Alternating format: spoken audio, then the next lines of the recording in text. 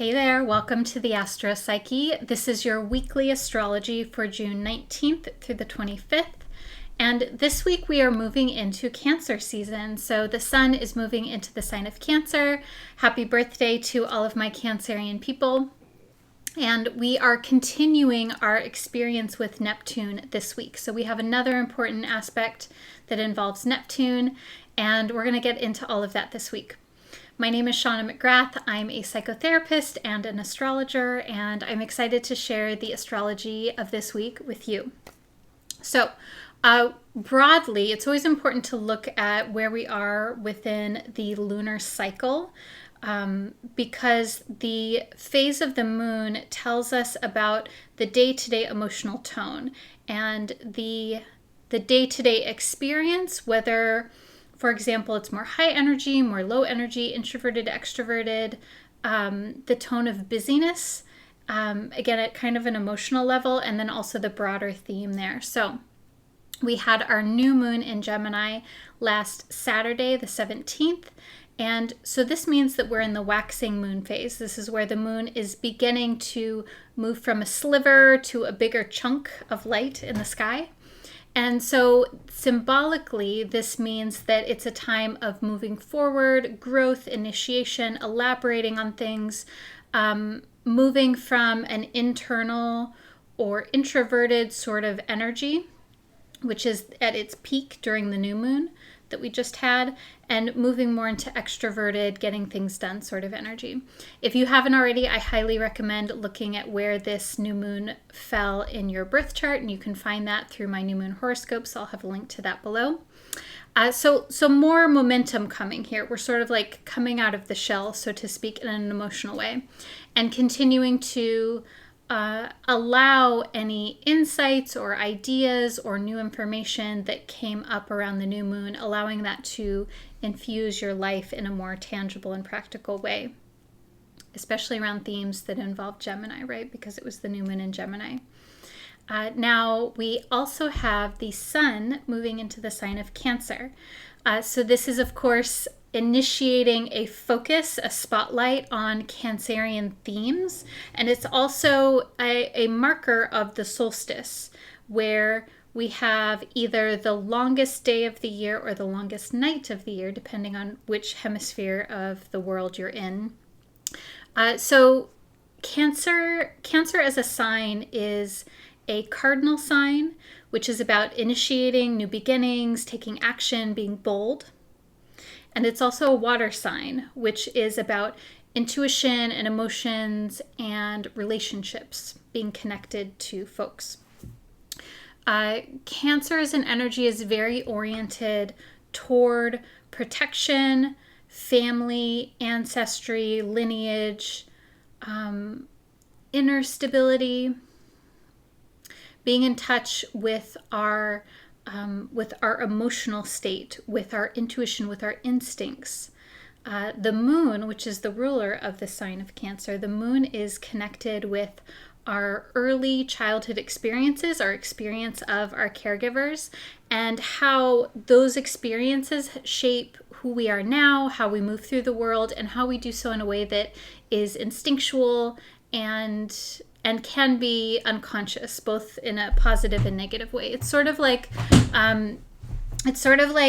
the way that we are, that we've absorbed through our family system, through our early childhood experiences, and even through our culture as well.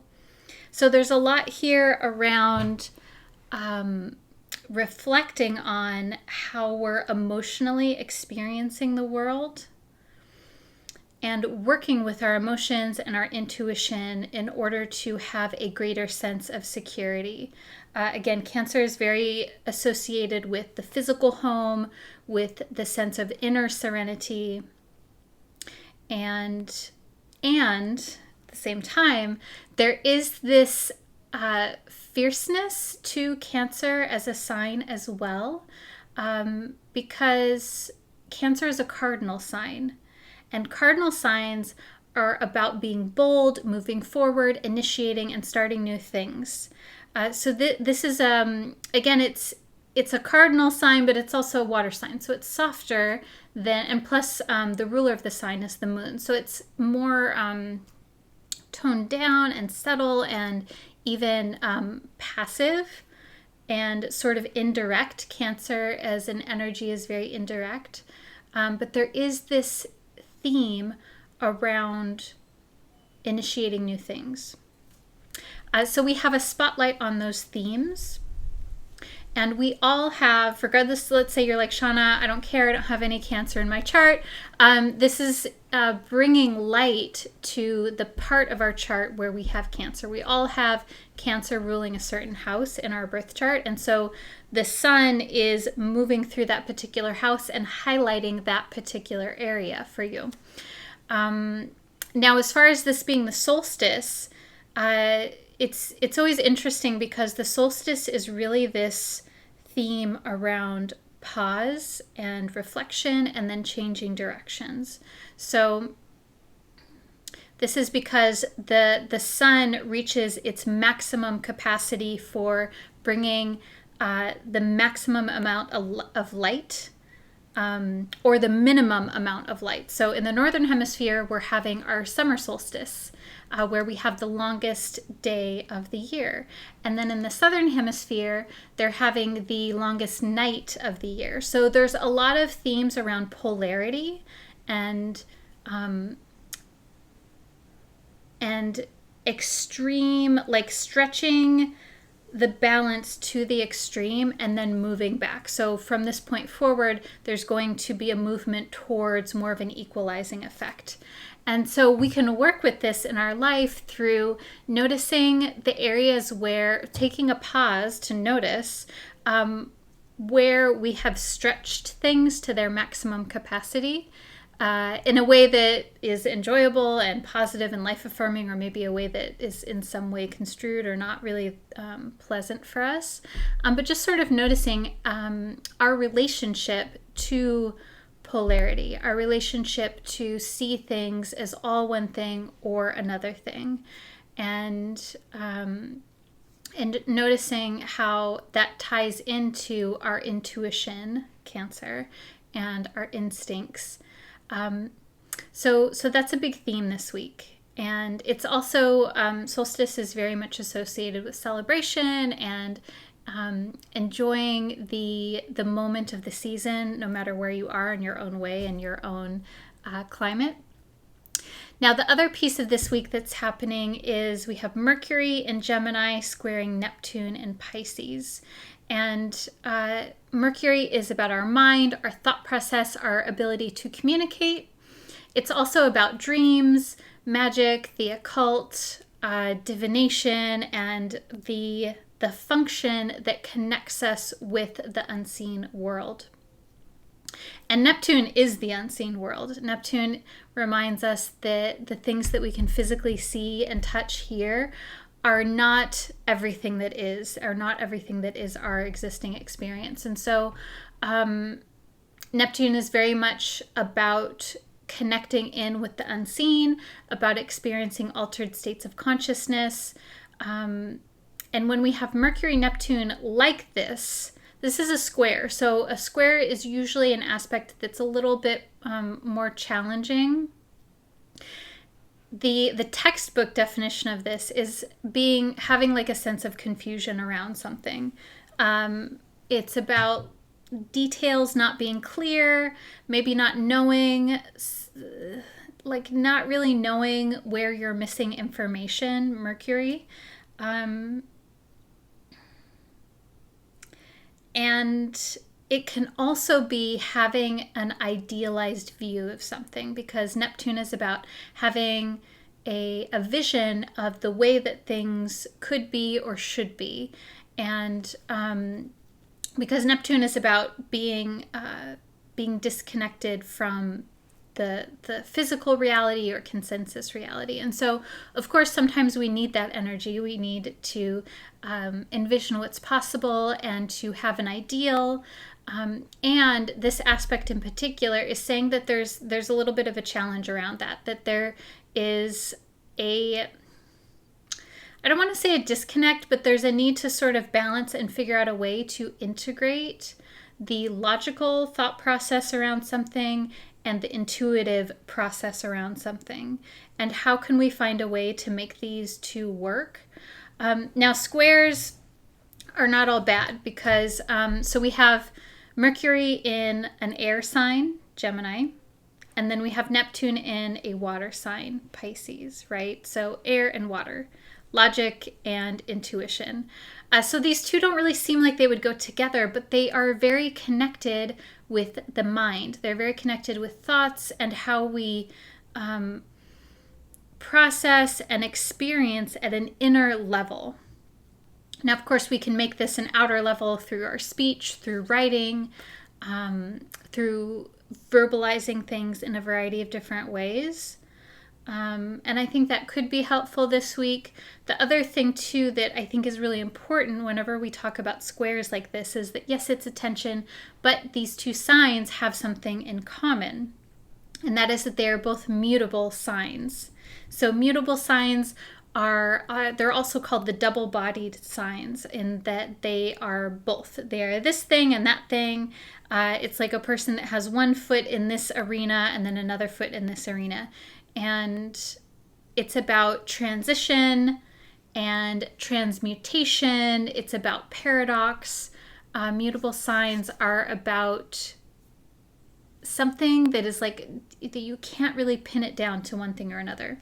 So it's really interesting because we talked about the solstice being about polarity and extremes and feeling into the maximum of one side of the equation, whereas mutable signs ask us to look at all sides of a scenario and to not commit, to be like, okay, it can be this way and it can be that way. And so that may be simply a feeling that comes up this week, is where a feeling of like feeling into like many different possibilities. I think the other piece of this too is that we're feeling into or thinking into what's possible. Mercury thinking the mind, and then Neptune imagining what's possible. Using our dreams, our insights, and even connecting with poetry or fiction, if those are things that you're interested in. Neptune's also associated with film or any kind of experience that connects us with a flow state. So, of course, film and art and drama, but also substances and, recreational substances and things like this. Checking out, zoning out by watching TV or scrolling on our phones. Like those are all Neptune sort of activities. And so we get to choose and be conscious as possible on how we embody that Neptune energy. So in order to move into that, I think I would say pick an activity this week to really immerse yourself in, or to spend more time on, where you feel like you're going into a flow state. And this can be automatic writing, like journaling, whatever is on your mind. Sometimes that's one of the most accessible ways, especially with Mercury and Gemini. It can be listening to music. It can be dancing. It can be watching some new movies or films that you really like. Of course, it can be substances if that is your choice. But again, I think we want to stay away from experiences that are numbing, because that is the side of Neptune that may be either a protective function or something that we do in the moment to avoid emotional overload. And again, it's not something that's bad. When we numb, it's not bad. It's just a matter of, doing something that's protective in the moment. And we want to move away from that over the long term, because it doesn't actually resolve the overwhelm over the long term. Getting into a flow state actually helps us to process emotions and helps us to process thoughts. And so I would say, I digress. Anything that gets you into a state of relaxation and flow, that can even be walking, using movement or using stillness, whatever is appropriate for you. Okay, so let's pull some tarot cards for you. And so if there's something that is on your mind, it can be a specific question or can be an idea, a word, a scenario. I want you to hold that lightly in your heart.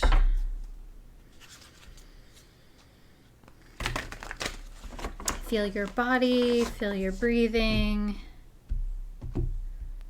If you need to get up and pace in order to feel more connected to yourself, that's okay too. Okay. Okay. So 2 2s here, interesting.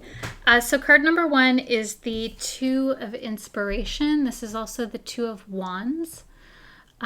This card is about envisioning the future. Funny, it's very Mercury, Neptune. It's about looking forward into the future. It's about planning, and it represents a point where we don't know exactly where we're going to go quite yet, and we're looking, we're seeking. I pulled this reversed. So there may be a little bit, when this comes up reversed, for me, this is an indicator that there is a bit of uncertainty around the end goal. And that is crucial in this scenario. Of course, that's not always important. Sometimes we need to sort of feel things out and see how things are progressing before we have an end goal in mind. But this to me is saying that there's something here that's important as far as being clear on either what success means to you or what your ultimate goal is. This feels very connected to the Mercury Neptune. So this is encouragement to look like this person, the figure here is literally like looking out to the sky and they have a telescope. The second card is the 6 of Inspiration. So the 6 of Wands, this is a really auspicious card, very benefic, very much about success, especially success in career. It's about receiving respect and admiration from your peers or colleagues or folks that are in your sphere of influence. So this has, like, there's a lot of encouragement here. And as I'm looking at this card, I'm really drawn to how the figure, they have their hand on their head, and it's kind of like they're holding the star at the top of the head, but I feel like she's like rooting the star into her crown, into the top of her head, like really bringing the divine insight into the mind. And then the third card is the 2 of Emotions. This is also the 2 of Cups. This card is about partnership, coming together, romantic as well as platonic. Doesn't have to be romantic, but it can be, of course.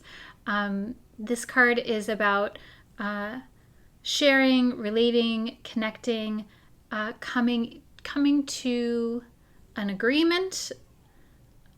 It can be new connections, but it can also be a card that indicates making a commitment in some way. And so I'm curious how this all lands with you. When I'm looking at this, there's something here where there's an existing confusion. There's an existing uncertainty, but it's like there's a desire to figure things out. And the following cards are really sweet. So it's kind of like there is success that's here, like there is success in the scenario, or maybe that's something that actually, yes, okay, so there's confusion, and once this confusion is processed, there's more clarity on what success will actually mean. Where it's like, okay, what is this? So this card, the 6 of Inspiration, 6 of Wands, is a symbol of like being at the the top of your game, the height of your success. It's like really feeling appreciated and loved and adored, like just really feeling like you are accomplished and successful and appreciated in what it is that you do. And so these first two cards are asking, like, what does that look like for you? And there's a need to get more clear on what that looks like or what that feels like. And then the Two of Emotions is saying that there is new relationship and there's new energy around relationship that comes in here. And this can be, of course, an individual relationship, or it can be more broadly, more social connection. I think this card, the Two of Emotions, Two of Cups, can also be simply feeling more connected to folks, feeling more, in psychology, we call this secure attachment versus anxious attachment or avoidant attachment.